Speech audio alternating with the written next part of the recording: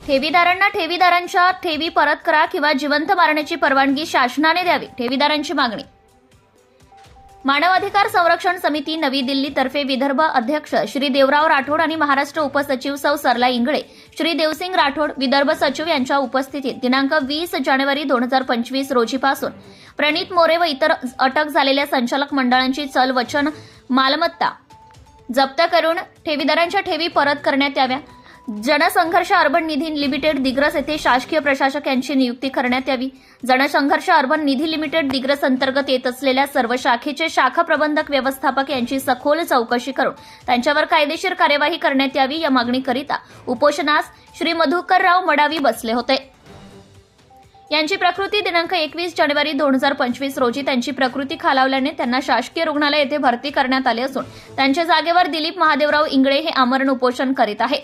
आमरण उपोषण आझाद मैदान यवतमाळ येथे सुरू आहे.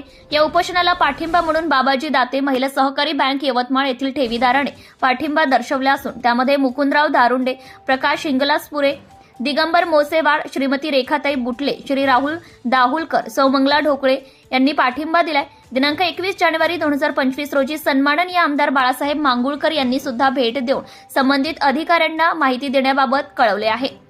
या मानव अधिकार संरक्षण समिती नवी दिल्लीचे देवरावजी राठोड, दिलीप इंगळे, देवसिंग राठोड हे पदाधिकारी व त्यांच्या सोबत इतर पदाधिकारी उपोषण मंडपात हजर आहे.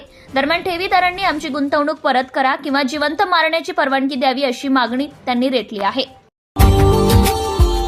Subscribe now and press the bell icon. Never miss an update.